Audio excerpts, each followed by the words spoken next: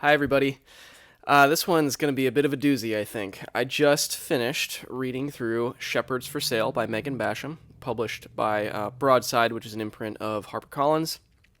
And I do want to say thank you to HarperCollins. I actually requested a review copy, and they sent me one. I am genuinely thankful that they sent me one so that I would have a chance to read this very controversial book and form my own reaction to it. And I'm gonna unpack my reaction to this, which is it's not a simple reaction. I'll say that at the outset, but thank you to HarperCollins for sending me this. What follows is my honest and hopefully very carefully worded and thoughtful reaction to this lightning rod of a book. So I'm gonna go through somewhat of my typical format. Usually I break this into my thoughts on the main idea of the book, or just like capturing the main idea of the book, then the research behind it, then the readability of the style, and then my general reaction. And so I'm going to comment on each of those areas, except my general reaction is going to be very long, much longer than my typical kind of reviews go. And I have notes here in front of me, and I have a lot of quotes here in front of me, which is not something I typically do. I typically try to keep these videos shorter, but this book has ignited such a firestorm and so much response, and my own reaction to it is so complicated that I just feel like a long form kind of video essay type format it maybe is what's needed for this one. So and I know a few of you who watch my channel were specifically interested in kind of my thoughts on this book, so I really want to do my due diligence here, because this book represents something significant that's happening right now around us when it comes to American culture, maybe Western culture more broadly, and religion, and Christianity. And anyways, I don't want to get too ahead of myself. I'll get into that in my conclusions. But okay, without any further ado, I'm going to stick to my format here and get into my thoughts on Shepherds for Sale. Okay. So what's the main idea of this book? Well, many of you have almost certainly heard of this because it's gotten so much reaction. But Megan Basham is a journalist, typically associated with very conservative or more right-wing sites like the Daily Wire. But she has much more exposure than that. This is a journalistic effort to expose in her. I'm trying to do this without giving away my presuppositions here, but what she's trying to do in this book is to expose, in her view, how the evangelical culture has shifted in America specifically, and particularly she has her sights set on kind of what I would consider mainstream evangelical voices, like what I would consider generally conservative Protestant pastors, thinkers, writers, or influencers. And her argument is that there is evidence that these influential figures in American evangelicalism are in thrall to a left-leaning worldview or a left-leaning culture that is influencing them to give credence to leftist, left-leaning, she would say communist or socialist, Marxist. She uses all those terms. She uses all those terms to describe it. She would say that these influencers are kind of in thrall to what is popular in the culture, which is this left-leaning interpretation of history and cultural issues and political issues, and they're in thrall to that in such a way that it's influencing the ways that they lead others. And so these shepherds for sale have become distorted and co-opted by a left political agenda, and they are leading sheep. They are leading congregants or followers or Christians, kind of average Christians, down a destructive path. That would be her argument. And this book is a journalistically styled kind of expose to point out the influences on these leaders, and the evidence behind these influences, things like money, things like cultural capital, cachet, all that stuff. She's trying to make an argument that there's like very clear receipts you can point to, and you can see this influence, and you can see the sway and the pull it's having on these leaders, and how it's having this deleterious effect on kind of Christianity as a whole, and especially on average Christians. And so it's a major warning blast to the people who read the book, to be careful about this. And it's premised on this is pretty important. The beginning of the book frames up the whole argument, and it's premised on a Cold War era. She does a one chapter or a short chapter kind of discussion of the Cold War era conflict with the Soviet Union and the historical reality that there were political communists, like actual like politically identified communists who had infiltrated sectors of American institutions to exert influence in those institutions. And this included, the church and Christianity writ large, and was not exempt from that. Like, that happened, and this is a documentable thing. This is something that happened in that era historically, in the like run up to the Cold War. Think about the McCarthy era if you know that history, and even leading up to that. So she uses that as kind of a jumping off point or a lens through which to look at the rest of the book, which is very revealing. That's in many ways her premise, and she is making the case that if you look at it through that lens of that historical phenomena, she's saying essentially, well, she is saying explicitly that's what's happening today. You can see the same thing happening today, and she's kind of sees herself as waving a massive like kind of cautionary warning flag to look out for this influence that was much like the Cold War era. And so, given all of that, after that historical, that's really the only historical argument she makes. Everything else is current events, current day kind of things that are happening, and the book is organized chapter by chapter thematically. So each chapter is a topic like climate change, immigration, abortion, the media. COVID has a chapter. There's a chapter on race and CRT. There's a chapter on Me Too and feminism. And then there's a chapter on LGBT issues. I think that is all of them. I don't think I missed any of those. So each chapter is a topic, and then within that topic, she discusses by name and by quotation, or she pulls quotes from these names that she is kind of taking to task under each topic, and pointing to ways that they've given up on her view. They've given up what she would consider biblical standards or Christian orthodoxy, and gone in a leftist direction and are influencing people in a negative way. So that was no longer than I meant to linger there on the main idea, but that's what the book is about. That's what Shepherds for Sale is about. It's not just only about the money. I thought it would be, I'll say more about this later, I thought it would be more about the money influences, but she does do some tracking of how money and funding is kind of pushed around in her argument to leverage this influence in a leftist direction. It's a lot less. I thought there'd be a lot more about money and funding, to be honest, but there's a lot more about politics and culture, and how some of her arguments are that these figures are giving into wanting to be culturally approved of or politically approved of, and so that's why they're doing this. And so it's more complicated than just Shepherds for Sale in a money funding angle. There's just a lot more going on here. So, okay, I'll move off that's the main idea.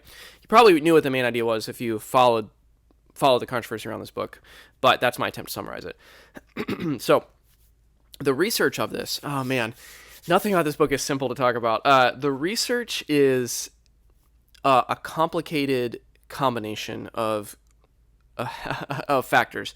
So on one level, you could argue that the book is really well researched, and I've seen people argue this, which, by the way, in formulating my reaction to this book, I've tried to stay away from other people's reactions as much as possible. I've heard of some pushback and whatnot. I've really tried to stay away from that so I can form my own reaction to this. But here's what I would say about the research.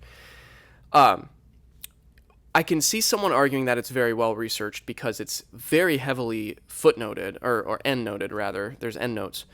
And there are a lot of notes. Like, she does cite things frequently. She names people by name and quotes them when she's responding to somebody, mostly in a negative way. She does quote them most of the time directly, and it is pretty much always cited, and so there's a lot of endnotes. It's heavily researched in that way, and it's very journalistic in its reporting. And at times, which I will say in a minute more about, at times it's very solid research. Like, there are, and I'm reading this book in as much good faith as possible. Like, I see times when it's solid, and I'll talk about that in a second. But you could tell there is a but coming. I found the research super frustrating because it's like almost all online stuff. It's almost all online articles from news websites, from online magazines, online interviews. I mean, it is shocking how many of those endnotes, I was constantly flipping back to look at them, how many of them are links, like online URLs and hyperlinks and stuff. So many of them are online things, which which in a sense it makes kind of sense because she's quoting from lots of articles and lots of interviews and whatnot.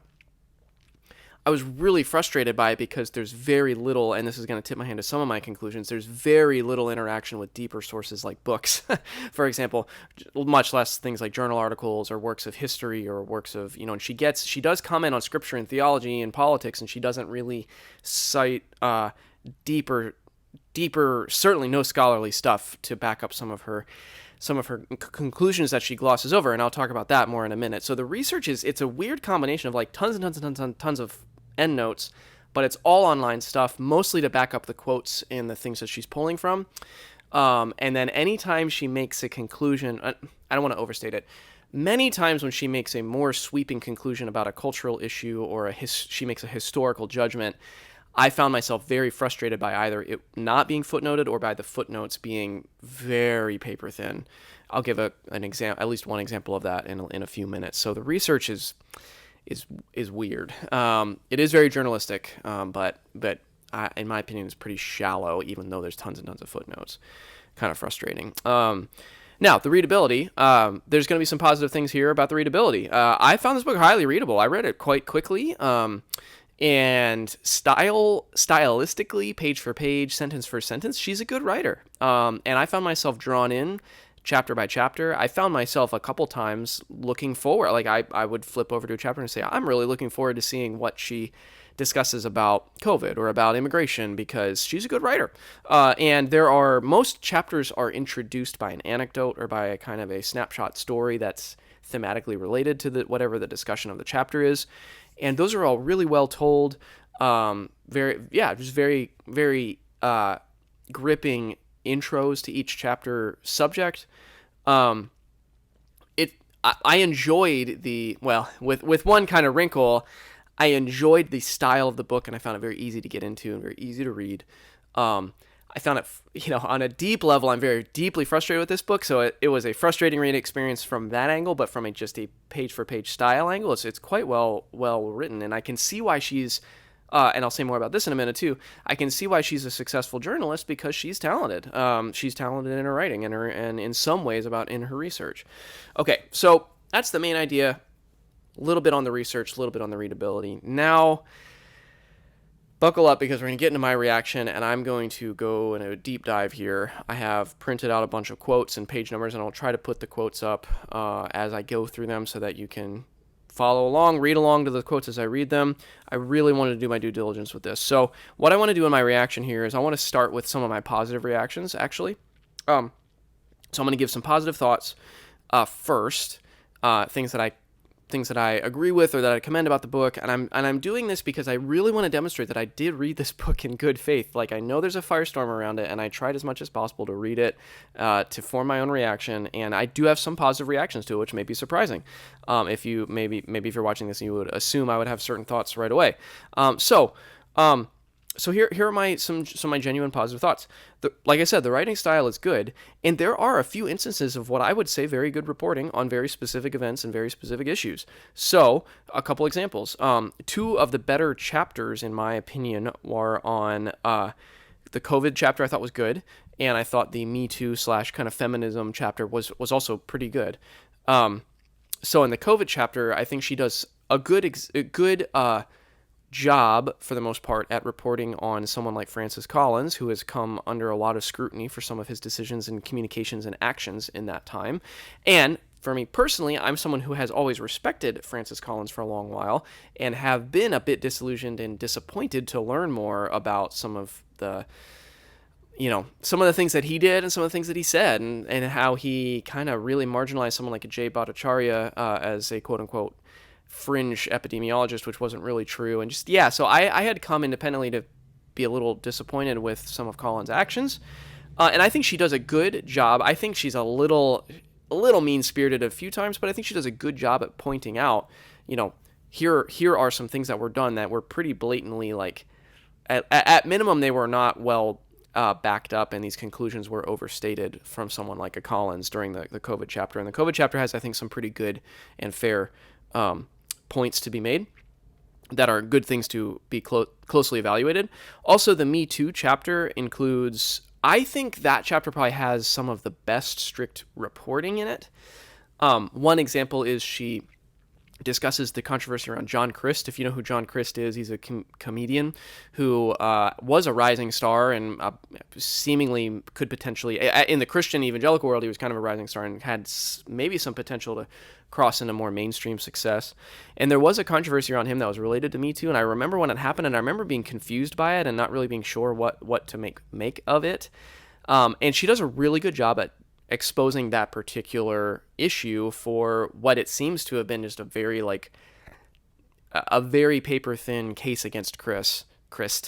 It seemed to be just a very not worth the amount of damage it did to him kind of allegations. And I think she does a very fair job at pointing out ways that he seems like he was just a kind of a doofus and kind of not a likable guy, and he said and did some dumb things, but that it wasn't a good example of like a Me Too success story. I think she does a good job about raising very specific concerns in that very specific issue, and she sheds light on it. And I'm spending time on this because that's an example of, I think, when she does what she can do at her best, which is take a very isolated incident and do some like good reporting on it. In that chapter, she also does a pretty good job at raising some questions around Rachel Denhollander, who's someone I really respect. Rachel Denhollander's role in the SBC kind of litigation around their sexual abuse and sexual kind of allegations within that denomination. Denhollander's leadership there are some legit questions. I think Basham raises some legit questions about Denhollander's potential conflict of interest in some of those legal weeds she was getting into. So I say all this to say, give those 3 examples to say, when this book stays quote unquote in its lane of like circumscribed journalistic reporting on specific incidents and like shedding light on controversial moments in which people flip-flopped on things that don't have good explanation, or kind of said contradictory things like Collins, or overstated things when they actually didn't have the research to back up what they said and then walked it back in weird ways like Collins did a few times, or, when she does that kind of work, it's helpful. I found it really genuinely helpful in a few moments. There's also another positive thing I want to say about it. There were a few surprising, like, as much as this book is in many ways a culture war book, there are a few moments that I found to be kind of surprising olive branches, so to speak, from her perspective, that I felt like she was extending a couple olive branches to people who might disagree with her. So on the climate change chapter, for example, she kind of ends the chapter by basically acknowledging, like, hey, Christians of good faith can arrive at different conclusions about the extent to which humans are the contributors to what we see as climate change. Like, she says that and I was surprised. I was like, oh wow, you hold room for disagreement on this, which I wasn't expecting. She's mostly just upset about, in that chapter, for example, she's upset about Christians who are overly morally certain about legitimately disputed matters when it comes to climate change. I think that's fair, and I agree. And then when she closes the chapter on COVID, this is a quote, I'm going to read. It's from page 120. This is another example of, I think, an olive branch. She says, I believe if those who used their positions of influence to unjustly burden and malign other evangelicals would acknowledge the hurt they caused, they'd be surprised to discover how many of their brothers and sisters are eager to at last put away resentment and anger. These leaders acted with utmost certainty. This is an important thing for her. Sorry, that's my parenthetical. These leaders acted with utmost certainty, yet they know now they were wrong, while those they were accusing of being unloving were right. Refusing to say so suggests they have learned nothing and would do it all over again. So I thought that was a revealing couple sentences in a few different ways, and I found it some of the language there about how to discover many of their brothers and sisters are eager to put away resentment and anger. I found some of that to be like signs of kind of olive branches that I found surprising and refreshing in a book that I was expecting to not have that in some ways. So now what I want to say about this before I move on to my critique, and I do have critique, what I want to say about this kind of point that she's making here about COVID and about climate change, and that kind of sprinkled throughout the rest of the book. I think she has her finger on something, but I think she has very unfortunately misidentified it, or she's not been careful enough in her analysis as to what's actually going on here. I think there's a lot more going on, and one thing, this is what I want to point to, one takeaway that I had from reading these moments in this book was that part of what her major concern is on all these issues, these political issues especially, or scientific issues like when it's COVID and climate change, political issues when it's like abortion, immigration. There are a lot, part of her concern is that there are a lot of legitimate questions people can have about these very complicated issues. Questions about the science around climate change. There is a diversity of thought among scientists that are not just fringe or crazy, that have questions or push back to various conclusions. That really does exist, for example. Or there's also a diversity of thought within how societies should have handled the COVID crisis. And there's diversity of thought about what kind of immigration reforms should be on the table and discussed. And part of what I sense as part of her anger and frustration is that there are certain Christian influencers, influential figures and leaders and writers and pastors and teachers and whatnot who will speak into an overly complicated issue like that with a very simplistic sense of moral certainty and moral superiority, and will talk down to those who disagree with them in a way that is very alienating and condescending, and sometimes will either imply or downright accuse those who disagree, or those who at least have questions, will impugn the sincerity of their faith or something like that. And I have to admit that I can see what she's saying, and I can see how there can be people who will overplay their hand in terms of their influence and leadership in these very contested areas. And what that made me think of, I would diagnose this in a very different way than she does.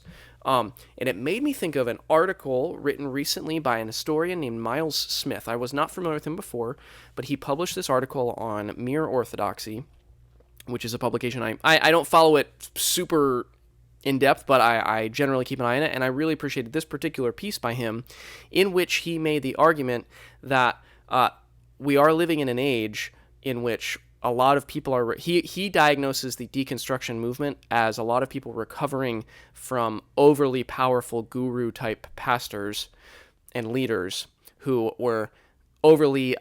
confident in their conclusions about way too many areas of life.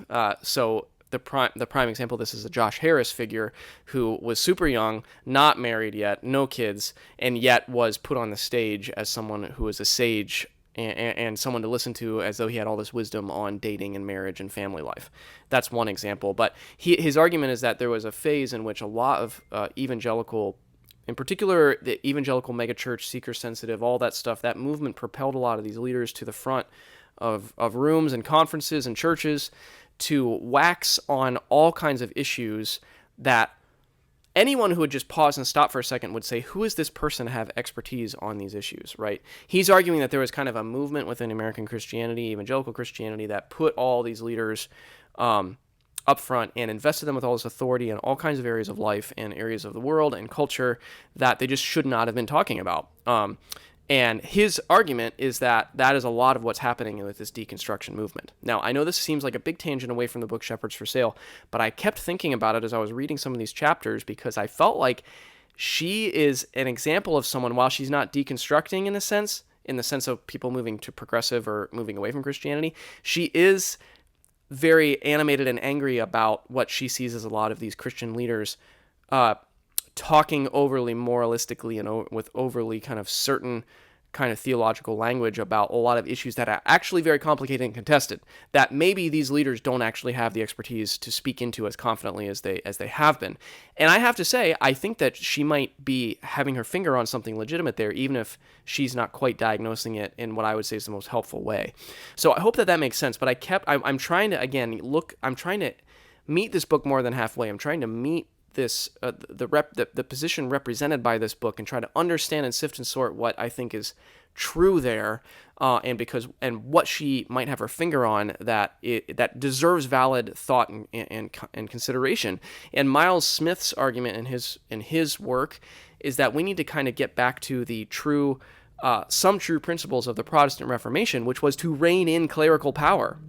His argument, and he's right as an historian, like a big part of the Protestant Reformation was to rein in clerical power. Now, in the Reformation, it was about reining in the medieval kind of Roman Catholic clerical power, things like indulgences and whatnot. But I think he's got an interesting argument is to say, like, maybe we have our own version of that where, like, Protestant evangelical clerics, so to speak, pastors, have just way too much sway and influence in areas that are way outside of anything that they should have any rightful expertise in. And this is puffed up by the publishing industry and social media and conferences and all of that stuff.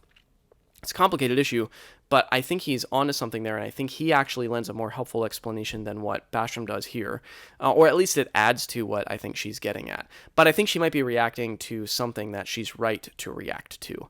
So is it possible, I'll end this part before I get into my deeper critiques, is it possible that we are just living in an age in which Protestant clerics have just talked about too many things that they don't have enough expertise in? It's interesting. One of my personal pastoral heroes was Eugene Peterson, and I would argue that he was a remarkably restrained and disciplined figure, someone who could have, or maybe Dallas Willard would be another example. These leaders who could have leveraged their platform, so to speak, to talk about all their kinds of areas of life. They really stayed in their own sphere that they had some expertise and knowledge in. And for Eugene Peterson, it was prayer and spiritual formation and teaching the scriptures. And I think there's something really important to be recovered there. Like, as a pastor myself, I have opinions about all kinds of areas of culture and life, but maybe I should be mindful to stay in the things that I can actually wax eloquent on, and not be tempted to go into other areas that I don't actually have the expertise in.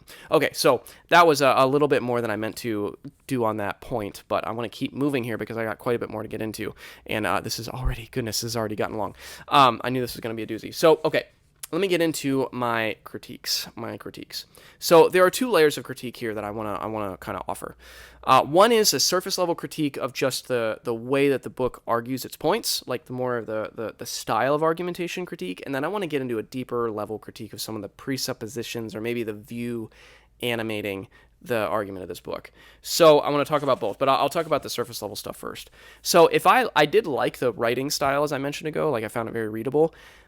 What I did not like is the style of argument. I like the style of writing, but I did not like the style of argument. I think there are a ton of issues in the way that she makes her arguments.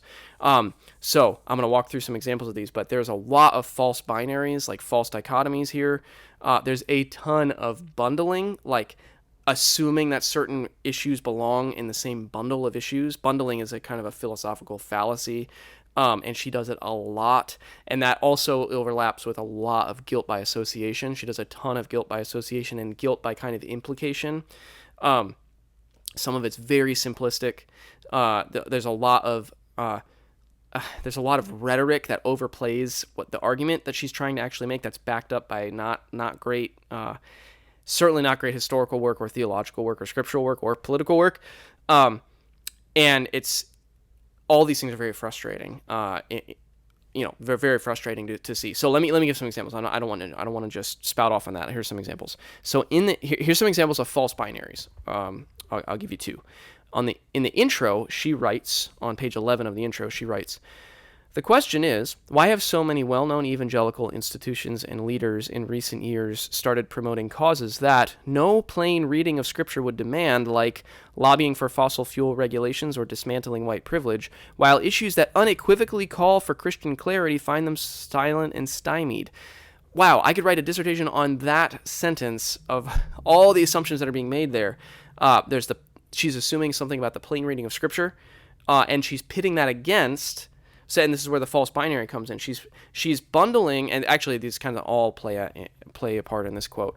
She's bundling fossil fuel regulations and dismantling white privilege as something that's obvious that no plain reading of Scripture would demand that, and then pitting that against issues that she doesn't name that she assumes are clear, that any clear reading of Scripture would propel someone to make take a position on. So there's a lot of assumption here, a lot of implication here, and right away you see that false binary, like pitting one kind of bundle against the other. Another example on page 18 in chapter 1, which is on the climate change chapter, she says, "The gospel is a message of deliverance not from earthly difficulties or circumstances, but from the power of sin in our hearts and the penalty of sin in hell." There's a lot of theological work being done or exegetical work being done in this, which I'm not gonna unpack here, but what I want to point out is that false binary at work one more time. And this is very common in certain conservative evangelical circles, but to pit the idea of This is not about earthly difficulties, but it's about sin in our hearts, and putting those things against each other that's actually not something that Scripture does, in my view. And I think it's a very pernicious false binary to let operate underneath the surface here. So it's two examples, but let me give more examples of bundling now. Bundling, or this is just, in my view, this is kind of intellectually lazy argumentation, and it's a lot of guilt by association, which you'll see, I think. So again, on the climate change chapter, on page 11, this is not a quote, this is just, I'll point to page 11 here. She discusses a public letter called Evangelical Call to Action that was published years ago, and then she goes through and lists the endorsers of that letter, and oh man, it was so frustrating when I read it. She lists names, and then in parentheses next to each name, she'll insert, here's something else that they believe in.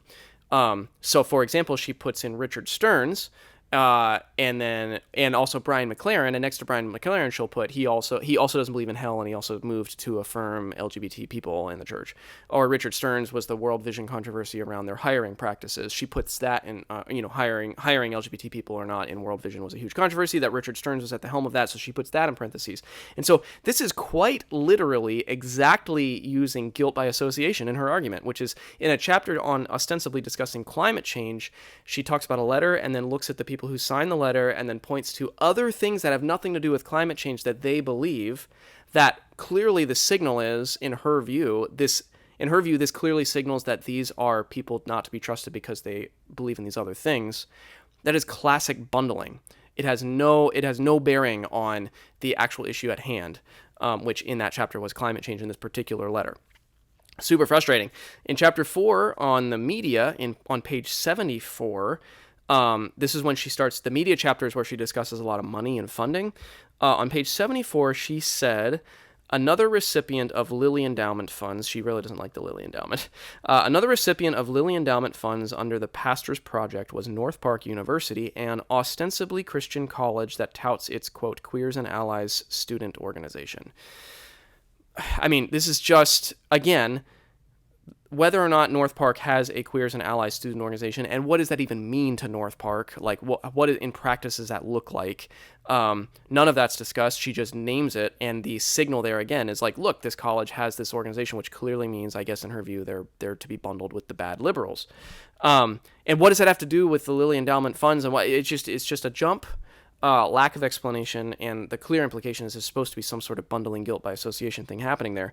Similarly, later on that same page 74, and then into page 75, and this one hit me a little, this one really got me frustrated for a personal reason, but she says, to wit, the endowment, this is still Lilly Endowment, the endowment's Thriving in Ministry initiative is so overtly left-wing that its participants promote abortion, reparations, illegal immigration amnesty, and LGBT ideology. I mean, that right there is your bundle. She kind of reveals her bundled issues in that sentence. These are clearly the issues that all lump together and represents some view that she's trying to take down.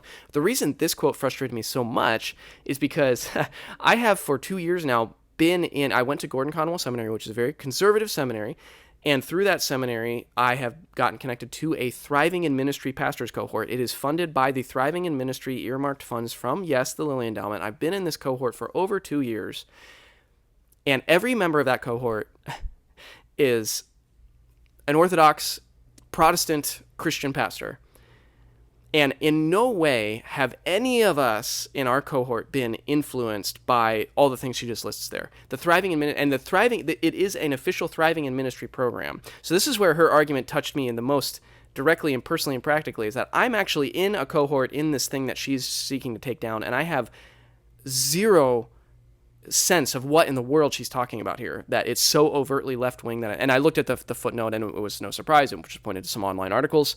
But again, this is way overstatement, bundling, kind of false enemy making, and it's just really frustrating. It's not backed up by any facts, at least in that particular instance.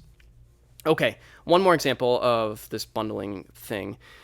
On page 219 in the LGBT chapter, she discusses an article written by Greg Coles for the Center for Faith and Sexuality, which is an organization led by Preston Sprinkle. She really, in my view, she does a very unfair reading of a particular article he wrote, but that's not the point I'm actually trying to make right now. What she does, and this is the thing that worries me about this book. because she's a good writer and because you can read easily, you can move quickly through her argument. She makes lots of jumps and moves that are not clearly enumerated or maybe not clearly backed up, and they can appear convincing. And this is one example. So she's discussing, she does not like Greg Coles' article on spiritual friendship. It's the topic of spiritual friendship, and the idea of making kind of committed, deeper level, intimate friendship commitments so that LGBT people can experience kind of an intimate connection with a friend in their life. That she's discussing this article written by Greg Coles about that topic. She moves off of her critique from Greg Coles' article, and then without really being clear about the move she's making, she goes from that to mention an article from Eve Tushnet, which was written on Patheos, which is in no way connected to the Center for Faith and Sexuality. And to my knowledge, Eve Tushnet is not connected to the Center for Faith at all. And she moves in such a way, and then she picks out some quotes from Tushnet's article as an example of what's wrong with the concept that's being employed in Greg Coles' article. But the two articles have nothing to do with each other, and they're published by unconnected organizations, and she lumps them together very vaguely, very unclearly. And that, to me, is what's a little bit more pernicious about some of her argumentation, is that it's bundling. She does this very lazy bundling, guilt by association, and in this case, Coles and Tushnet are not actually associated, but she's using them and putting them together to make an argument about a cultural issue she just doesn't like. Very, very frustrating, especially because I am a fan of Greg Coles and I really have appreciated his work, and to see her kind of deploy him in that way was irritating, to be honest. So let me do a few more here. Here's a couple quotes that kind of put all of these fallacies together: bundling, guilt by association, false binaries, lazy argumentation, all that stuff. On page 83, she talks about Michael Ware. And just listen to this quote and think about all these things I've been saying about like the signaling, the enemy signaling, rhetorical moves, all that stuff. She says the Trinity Forum tapped former Democratic strategist and Obama administration official Michael Ware. Things that are true about him, by the way. This is me inserting. These are true things about him, but I can't help but think that they're just signals for her audience that he was an Obama administration official. Tapped Michael Ware to co-write a report on the topic that argued, in essence, that it would be best for the nation and the Christian faith if evangelicals embraced pluralism, meaning they must show less interest in seeing their own beliefs enshrined in American law and more willingness to accommodate the policies of the left. Oof. Woof. Oh, man, this is another thing I could write a dissertation on. So, I can't. Okay, this might be me over-interpreting a little bit. I'll admit that. I feel as though, given the context of the rest of the book, that this signals Obama administration official, Democratic strategist are meant to signal that this Michael Ware guy is not to be trusted. He's another person whom I respect quite a bit, incidentally. But the really crazy thing here is her definition of pluralism, which employs nakedly another false binary: show less interest in seeing their own beliefs enshrined in American law and more willingness to accommodate the policies of the left. I mean, that's a zero-sum false binary just in black and white. And that's a terrible definition of pluralism, in my view. A horrible definition of pluralism. That is not what pluralism is remotely. This idea of it means giving the left...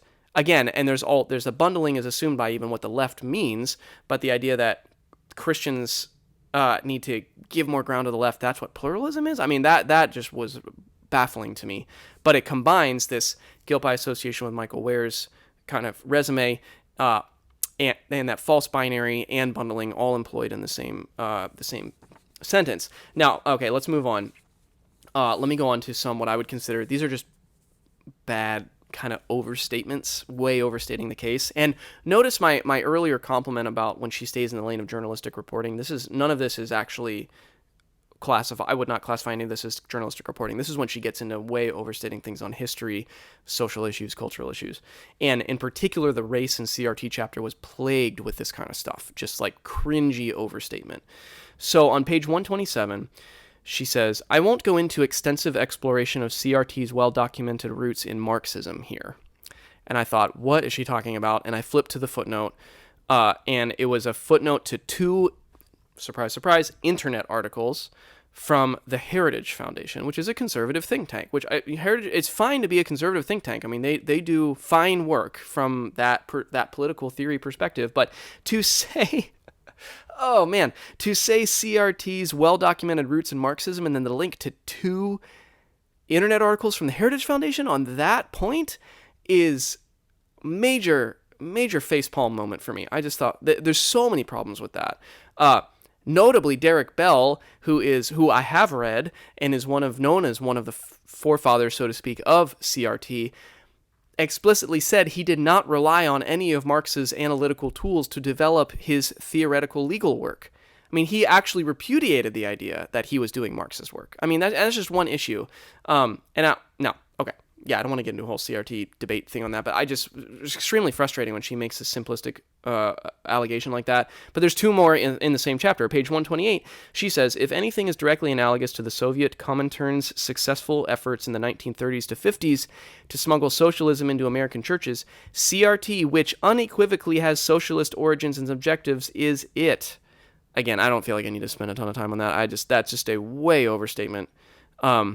On the very complicated origins of CRT, the complicated academic and legal and theoretical origins of CRT. Page 131, I'm trying to move on here so this doesn't take too long. Page 131, Kindy, Ibram X. Kindy. Kindy's embrace of liberation theology, which mainstream evangelicalism has long acknowledged to be both heretical and Marxist, ... she goes on. This was another cringe, painful moment for me. This actually embodies, guilt by association, overstatement, bad rhetoric, bad history, bundling. I mean, the idea of heretical and Marxist being bundled into the same allegation, and also mainstream evangelical. Like, what is she talking about when she says mainstream evangelicalism and has long acknowledged? Who's acknowledged this? Who are the people who have long acknowledged this? Just so many lazy moves here. So much lazy argumentation here. It's very frustrating. A prime example of when she gets outside of that circumscribed, limited journalistic reporting lane, she just makes all kinds of, in my view, just horribly misguided conclusions. So, okay. That's all the surface level stuff. I think I've got a few more quotes I'll get into here in a second. That's all the surface level, just my frustrated response to the argumentation style. Just lots of bad argumentation, lots of jumps, lots of bundling, all of that stuff. It's just, the book is kind of plagued with it. Certain chapters, like the race chapter, are especially bad, but it's all over the place. But there's something deeper going on here that I want to get to. There are deeper critiques at the level of, I don't love the concept of worldview, but I don't really, paradigm maybe would be a better way to put it. Social imaginary. I think Charles Taylor's work there is helpful. I think the social imaginary of Megan Basham and of the people who love this book, there are deeper issues that are worth getting at here. More so than just the surface level critiques I just layered. Because to be honest, I don't know how much is to be gained from just debating back and forth those surface level critiques. I mean, I think it's good to be a wise reader, and I point those out. I point those out to you to say, if you've read this book or if you've thought about reading this book, beware of that stuff, because it can come off as a very well-researched book because of all the footnotes and citations and stuff, but there's just a lot of jumps that she makes that are intellectually less than compelling. But I don't want to just end my critique there, because I want to get to the deeper thing that I think is going on under the surface. I'm gonna hazard some analysis and diagnosis of the deeper stuff that this book represents, because I think that is worth spending time on in our cultural moment. I really think there's something going on here. I felt similarly after I read Vodi Baucham's book Fault Lines. I feel very similarly when I hear about things that people like Eric Metaxas says, or John MacArthur. Incidentally, all people who endorse this book. There's something going on here that is worth thinking about, and that I would find worth discussing with someone like Megan Basham, or someone who kind of is in line with her views. And there are some premises she brings to this argument that I want to name what I see going on in some of these under the surface presuppositions or premises, what I would say her social imaginary, to use Charles Taylor's terminology. And one premise she brings is a very Manichaean us versus them dualistic approach to understanding the world. So, in other words, the world, the entirety of reality, can be interpreted in these antithetical binaries or opposites, good and bad, righteous and evil, right? And the strongest dualism operative in this book is socialism bad and not American. Socialism is evil. Leftism, leftist, socialistic, Marxist, all that stuff bundled together is bad. And then on the other side, I guess it would be American capitalistic Christianity. Traditional evangelical Christianity is the good, but these things are very simplistically set up against each other. This is immediately clear. I mean, I think it's been clear through everything I've been saying, but it's immediately clear from the historical framing in the introduction, that like chapter on the socialistic infiltration of institutions, which by the way is never really meaningfully visited. It's just kind of set out in the beginning of the book and then assumed that is explanatory for everything that's going on. I think she does a very poor or non-existent job of actually making the case that something similar is happening. But anyways, that's beside the point. The premise that she's resting on here is that the deeper premise is that there can be a simplistic antithetical in the world, and everything can be sifted and sorted in that way. Good, bad, evil, good, and part of the task is to sift and sort what is bad and what is evil versus what is good. That's a premise that someone brings to their interpretation of the world. The fact that, can things even be simplistically sorted out that way in this kind of Manichaean way? And this is the premise upon which all those bundles are built, that I just took some pains to demonstrate, that are evident throughout the book. All those guilt by association arguments operate on this premise, that you need to look for signals that someone is on the wrong side of this antithetical binary that the world exists in. So Brian McLaren, as an LGBT affirming leader, would obviously be connected to a climate change issue, which is an obvious signal that he's part of this socialistic evil bundle, right? For example. But at the baseline, the idea that bundle, or that these binaries are how the world works, interestingly, it's something that Greg Lakionov and Jonathan Haidt point out in their book, The Coddling the American Mind, as something that's operating the farther progressive view of the world that they think is deleterious, which is the world can be sorted into good and bad people. I mean, I see a very similar thing operating here, even though she's coming from a very far right-wing kind of representation of it. But I think it's a similar issue that is very, very, very problematic. And then a similarly kind of related to that is this common sense approach to interpreting reality, which is, this builds on the Manichaean dualistic thing, which is to have very little skepticism towards one's own ability to correctly define what is evil and wrong.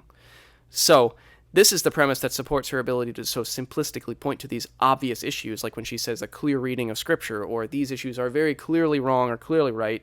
And she prioritizes certain issues that are clear, but doesn't really talk about whether others are as clear. And there's this disdain. And that's made explicit in one quote at the end, where she talks about, quote, nuanced evangelicals are not going to like her book, which I guess maybe I qualify in that category, which I guess I'm displaying my frustrations in the way that she would expect. But there's a disdain towards intellectuals who are interested in nuance or less certainty. They're interested in exploring the complications of matters as opposed to simplistically proposing what's good and what's bad and who's right and who's wrong and who's in and who's out. But what I'm trying to say is that there's an approach towards, there's a lack of skepticism towards one's own ability to correctly surmise all these things. It's kind of this like common sense way of like saying, I can discern what's right and wrong. And when that's combined with that Manichaean, there are good and bad and evil and people in the world, and I got to sift and sort them out. That's a very potent combination, which I see operative in this book. And then the third thing I want to say, so Manichaean dualistic thinking, straightforward, clear, not enough skepticism towards one's own ability to sort out right and wrong, I would argue. And then the third thing I want to say, the third kind of plank here, is her political theory or her political theology is very much premised on power, on the use of power. It's so interesting to me. Well, I'll come back to that point in a second. For her, apparently, politics and political engagement is merely about leveraging power to implement your desired ends. That's what that definition of pluralism that I had such issues with that I read a minute ago. I mean, there's a lot of that going on in there, like using your power, or if you don't use your power, you're going to give your power to someone else. There's a zero-sum mentality there. You've got to wrest power away from those who have ends that you don't like in mind, right? You've got to preserve power so that you can implement the ends you want in the political system. It's very zero-sum. And here's an example from page 84, is one more quote.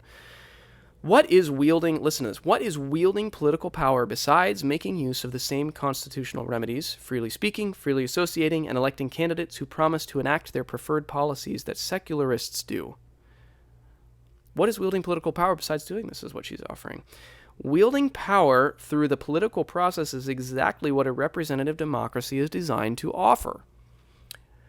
I mean, that's one way to understand democracy, I suppose. Another way to understand it, which I would say there's a lot of evidence that the founding fathers approached it more in this way, the so-called founding fathers of the American Republic, is to say democracy is a way to check power from certain factions and to diffuse power because of the challenges inherent in holding together a diverse citizenry or a diverse population that's going to have very different visions of the common life. And so actually power needs to be checked against other power and actually kind of not centered or centralized in any one way, and certainly not given to any one single faction too much, else they will enforce in an authoritarian way their vision of civic life in a way that's not going to respect the minority voice or the people who don't represent that view. I mean, I think that the vision of power in representative democracy at the kind of, what I would argue, at the actual constitutional roots of the country of America is very, very different from the idea of her statement here, that what else is this about other than just trying to wield power to get what you want. I think it's just a very different operation of what democracy and the point of democracy, which that also connects to her understanding of pluralism, which is, as opposed to seeing our democratic structures in our civic life as kind of a minimal way to try to hold together diverse thought in a way that preserves peace and transfer of power and all of that stuff, that's very more and more, the more and more I see and the more and more I experience, and especially in our fraught political time, I more and more see the wisdom in this idea of like diffusing power throughout structures and not giving it too much to any one faction, and instead seeing our structures as kind of minimalistic ways to try to hold together a diverse population that can experience a peaceful life together in one civic sense. It's just a very different way to think about democracy and representative democracy than what she's bringing to it, which is this wield power to get what you want. And that's premised in a dangerous way, I would say, or at least a concerning way. It's premised on this lack of skepticism towards her own ability to to conclude what's right and wrong, built on this Manichaean dualistic bundling mentality that sorts the world into good and evil and tries to wield that political power then against the evil, right? With not enough skepticism towards how one might be wrong oneself. And this is a paradigm, this builds a paradigm that is ultimately about conflict, to be on the right side and to wield power against it. And, I want to end here. This has gotten, I knew this would be long. This is definitely the longest review I've ever done. Hopefully this has been helpful though. So I serendipitously had been studying George Marsden's, one of his seminal books, Fundamentalism in American Culture, kind of around the same time I was reading Shepherds for Sale. And I had been starting to identify these premises that I just talked about. I had identified them I sensed them as I was reading Shepherds for Sale, and then I found I felt very vindicated and validated by Marsden's study, because he identifies pretty much all the same tendencies in what he identifies as American fundamentalism, in which he masterfully explicates in that book. I highly recommend the third edition of it, which I have right here. And I actually want to read a quote from, because I think it gets at a lot of what I've just been talking about. So here is Marsden on fundamentalism. Listen to this with everything I've just said in mind. The strong revivalist tradition in America doubtless contributed to the tendency to see things in terms of simple antitheses. The revivalist believed that the universe was divided into the realm of God and the realm of Satan, the righteous and the unrighteous. Revivalist hymns were full of simple contrasts between sorrow and joy, turmoil and rest, weakness and strength, darkness and light, defeat and victory, purity and impurity, guilt and forgiveness, the world and heaven. The whole revivalist impulse was based on the perception of an antithesis between the saved and the lost. In this dichotomized worldview, ambiguity was rare. Transitions never occurred gradually, but were, like the conversion experience itself, radical transformations from one condition to its opposite.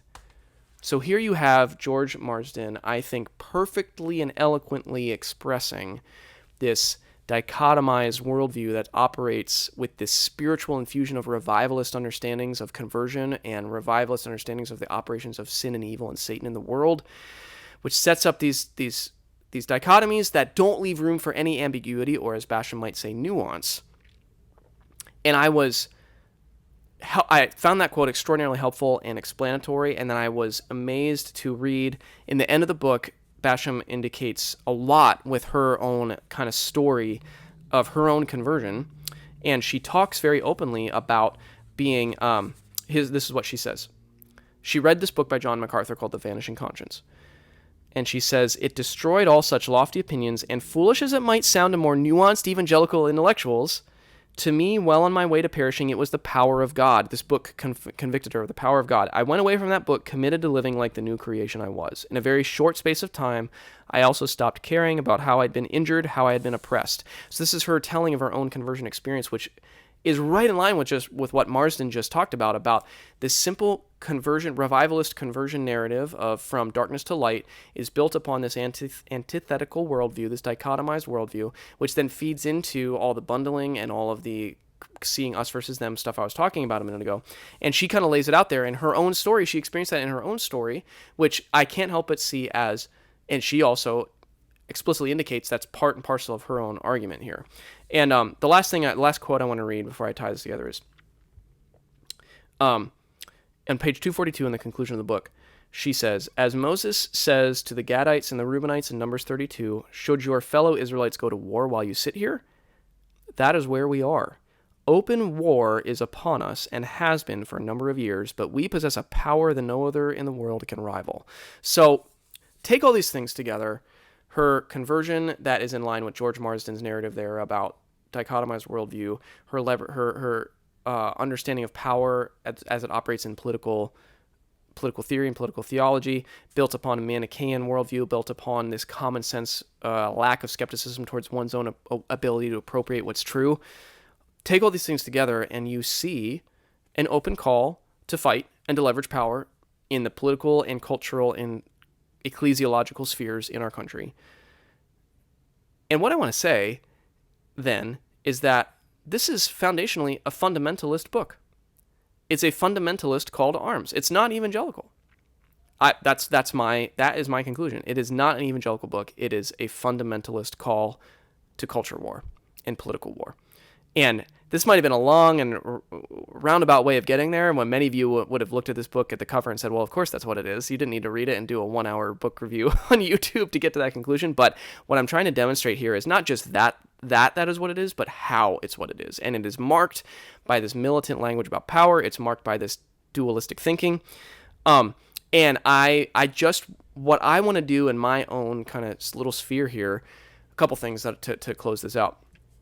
I want to correctly identify and differentiate these fundamentalist impulses from what I see as better impulses in the evangelical or neo-evangelical history. So the impulses to fight and to purify and to separate and to wage war versus the impulses to be curious and to seek God's truth in the world and to be skeptical of one's own ability to even know with clarity what's always true and right, and to have that checked against other people that are wise and authoritative. Like, that sort of skepticism takes actual sin seriously, sin in one's own heart and in one's own mind, which is where I try to live. And so what I want to do then with this book is correctly identify it as categorically fundamentalist, because it is doing something different than historically evangelicalism has sought to do. And so it's, in my view, should not be considered an evangelical case, an evangelical argument. It's also has a lot of problems with the actual just surface level argumentation of it, but at a deeper level, I think that this is representative of what I talked about in a video that I did a few months ago about Preston Sprinkle and Elisa Childers, the conflict there. This is representative of what is happening amongst us in our culture right now, which is what I see as a repetition of the fundamentalist split, the fundamentalist controversy from the early 1900s. I think we're living in it again. And this book and the controversy around this book, just for me, reifies that conclusion. And I think it just lends more credibility to that conclusion. So that is what I want to end this video on, by saying that this represents a tradition that is not in the tradition that I am interested in supporting or representing in my own sphere of influence. And so to that end, those are my thoughts on this piece of argumentation and this piece of journalistic reporting. So as always, thank you for taking some time to watch.